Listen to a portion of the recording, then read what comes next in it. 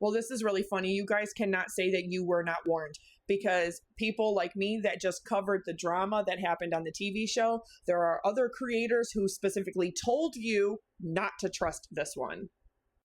And you want to know why?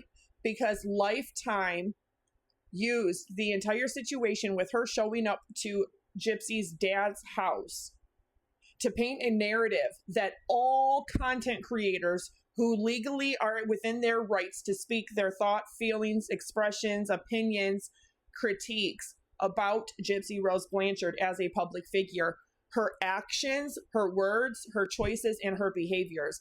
They want you to think that everybody who talks about her is a cyberbully, is somebody who literally is unhinged enough to come to her house and try to bait her to come out while pregnant to come and fight.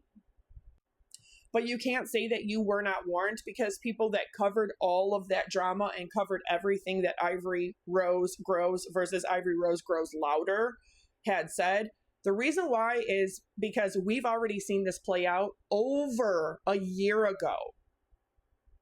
And for those of you who are new here, I'll let you know right now, her name is Adaptive Kate. And I want to clarify this because a lot of people are missing it. A lot of people are saying this for me. Gypsy has not personally bullied me. I mean, I do believe she's part of the recording because she is stealing my content. That she has done, and I do have proof of that. But she is using Katie Joy and Bree to do it for her.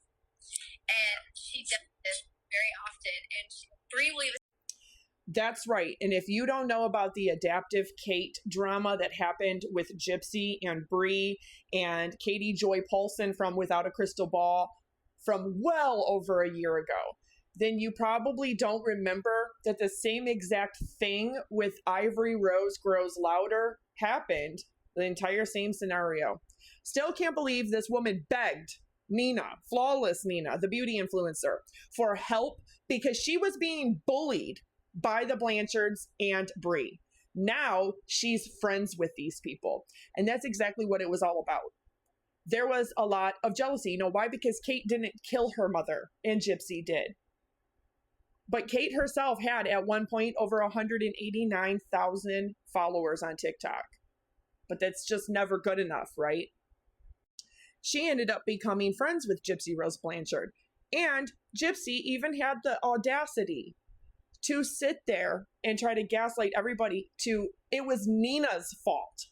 Nina may have had her fun having people pitting us against each other on social media for a minute, but we are two mature women who can come together and unite as the strong women that we are. Gypsy says, I support Kate. Really, Gypsy? Because in November of 2024, you and Bree broke up with her. All because she was in the chat box of one of Bree's lives correcting somebody else from saying that you, Gypsy, were an advocate for survivors, victims, and children victims. And Kate just simply said the truth that no, she's not an advocate. And this came right after, 2 weeks after you put in an entire thing on not only TMZ, People Magazine, your Instagram, and your TikTok saying that you are not an advocate, that you are not going to relive your trauma. And yeah, I do have a screenshot of that. I'm not going to go dig it out right now, but that's exactly what happened. And Kate said, no, she's not. She is not advocating for victims or survivors or child victims or survivors. And that was enough to send Bree into a downward spiral to where she was so heated, she had to get off the live and go smoke a cigarette. Then Gypsy says, we never were going back and forth. Nina literally just used Kate for views. Nothing Nina said was true. I never bullied Kate, not once. It was not Nina who said this. It was Adaptive Kate herself who said this in interviews. Mainstream media interviews. It was Kate herself that said you were mass reporting her, that you were bullying her, that Katie Joy Paulson, Christy Blanchard, and Brianna were all helping you to bully her. And this went on for 5 months before she made amends and decided to become friends with Bree, because Bree was cock blocking Gypsy She couldn't even message or privately correspond with Gypsy without Bree knowing and seeing it. And that same exact thing happened with Nina, because Nina had correspondence with Gypsy at one point, and Gypsy, the first thing she asks Nina is to please not share this screenshot. You can talk about what we are saying, what we are talking about, but please don't show it. And guess what she did? She turns around and shows a screenshot of her and Nina's private correspondence to Bree, and Bree shows it on a live. And then that's when Nina was realizing that, okay, yeah, they're trying to manipulate, because I remember all of these videos, and you can go back and you can watch them, but that is not what happened. That is not on Nina. Gypsy trying to put that off on somebody else just because you don't like them is the same thing you did to Nicholas Godejohn. You're trying to put all the culpability and responsibility for your first-degree murder on that young autistic man because you think it lessens your culpability in your plan, in your crime. But it doesn't, because it makes you that much more responsible. Because if it wasn't Nick, you were going to find somebody else to do it for you. That's who you are. And no, we did not forget that in the spring of 2011 and on June 14th of 2011, you attempted twice to take your mother's life, and you never got charged with that. You know what's crazy? Is you did not meet Nick until October of 2012. So explain that to everybody, how you tried to take your mother's life a whole year and a year and a half before you ever even met Nick. But yet everything's all his fault and he's the one to blame for everything because he was going to do this anyway. The same way they say that about her mom. Her mom was slowly going to take her life. But that doesn't give Gypsy the right to turn around and take anybody's life. It doesn't give her the right to put Nicholas in prison for life. Literally convincing him and manipulating him that was the only thing that he could do to help her, to save her. All because he loved her. You know what that's giving? That is giving Sherry Papini. It's no coincidence that she's now trying to fight for her kids. She flunked. I mean, she totally bombed an FBI-administered lie detector test on a documentary, nonetheless, on national television and all streaming services.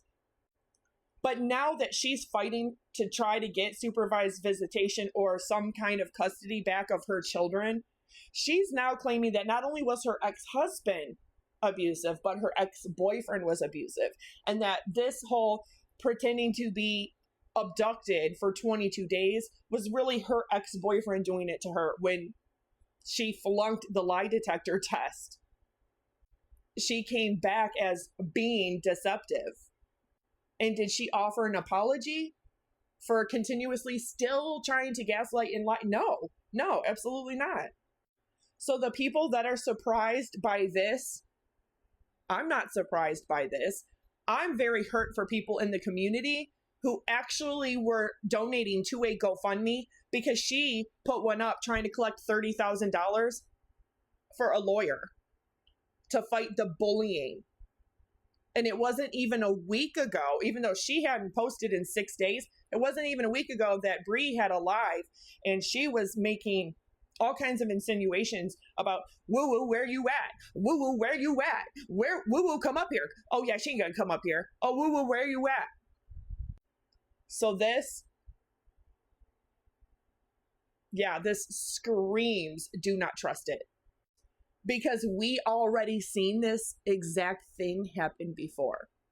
We even seen Katie Joy Paulson from Without a Crystal Ball, who was friends with the Blanchard family and Gypsy and Christy and had a personal relationship with all of them. So much so that she didn't even know Rod.